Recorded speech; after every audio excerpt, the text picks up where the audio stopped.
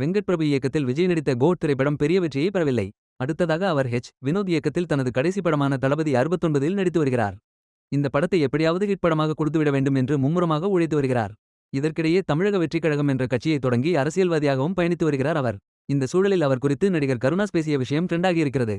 இயக்குனரின் மகன் என்ற அடையாளத்தோடு சினிமாவுக்குள் அறிமுகமாகி ஏகப்பட்ட விமர்சனங்கள், கிண்டல்களை சந்தித்தவர் விஜய். அதற்கு பிறகு படிப்படியாக முன்னேறி தனக்கென தனி சாம்ராஜ்யத்தை சினிமாவில் உருவாக்கினார். இளைய தளபதியாக வளர்ந்து தற்போது தளபதியாக நிற்கிறார். இந்தியா முழுவதும் அவருக்கென ரசிகர்கள் இருக்கிறார்கள்.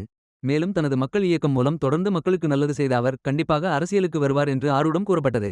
அந்த ஆரூடப்படி கடந்த வருடம் அவர் தமிழக வெற்றிக் கழகம் என்ற கட்சியை தொடங்கினார். கட்சி ஆரம்பித்ததும் முதல் மாநில மாநாட்டை விக்கிரவாண்டியில் நடத்தினார். அந்த மாநாட்டில் திமுகவை கடுமையாக சாடினார்.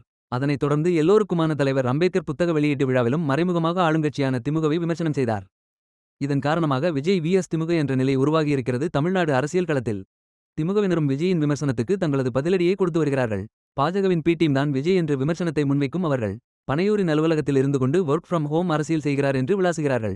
ஆனால் அதற்கு முற்றுப்புள்ளி வைக்கும் விதமாக சமீபத்தில் பரந்தூர் சென்றார் விஜய். அதனைத் தொடர்ந்து புதுக்கோட்டை மாவட்டம் வேங்கைவேலுக்கும் அவர் செல்லவிருப்பதாக கடந்த சில நாட்களாக தகவல்கள் வட்டமடித்துக் கொண்டிருக்கின்றன. அதே சமயம் அவர் களத்துக்கு சென்றாலும் பக்குவப்பட்ட அரசியல்வாதியாக நடந்து கொள்ளவில்லை, சினிமா ஹீரோ போல்தான் இருக்கிறார் என்றும் விஜய்க்கு எதிர்த்தரப்பினர் கூறுகிறார்கள். முக்கியமாக பரந்தூருக்கு சென்ற அவர் என்னமோ சினிமாவில் பேசுவது போல் பேசினார். சைகைகளை செய்தார். தனது மனதுக்குள் பெரிய எம்ஜிஆர் என்று நினைத்துக் கொண்டிருக்கிறார். பிரச்சார வாகனத்தை விட்டு இறங்கக்கூட இல்லையே என்று ஓபனாகவே கூற ஆரம்பித்திருக்கின்றனர்.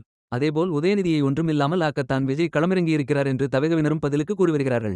இந்நிலையில் விஜய் மற்றும் உதயநிதி குறித்து கருணாஸ் பேசியிருக்கும் விஷயம் ட்ரெண்டாகியிருக்கிறது. சில மாதங்களுக்கு முன்பு தனியார் யூடியூப் சேனல் ஒன்றுக்கு அவர் அளித்த பேட்டியில், விஜய் தலைவா படத்தில் நடித்தபோது டைம் டு லீட் என்று படத்தின் பெயருக்கு கீழ் பேட்டதற்காக அந்த படத்தின் ரிலீஸுக்கு ஜெயலலிதா இடையூறாக இருந்தார். உடனே விஜய் என்ன செய்தார்? கொடநாடுக்கு சென்றார். ஆனால் அங்கு அவரை ஜெயலலிதா உள்ளே கூட விடவில்லையே. நடிகர் என்று எடுத்துக்கொண்டால் உதயநிதி சின்ன நடிகர், விஜய்தான் பெரிய நடிகர். அதே சமயம் அரசியல் என்று எடுத்துக்கொண்டால் கண்டிப்பாக விஜயை விட உதயநிதிதான் பெரிய ஆள். ஏனெனில் பாரம்பரியமாகவே அவர் அரசியல் குடும்பத்திலிருந்து வருகிறார். அரசியல் என்பது அவருக்குள்ளேயே ஊறியிருக்கிறது என்றார். மேலும் இது போன்ற தகவல்களுக்கு நமது சேனலை சப்ஸ்கிரைப் செய்யவும்.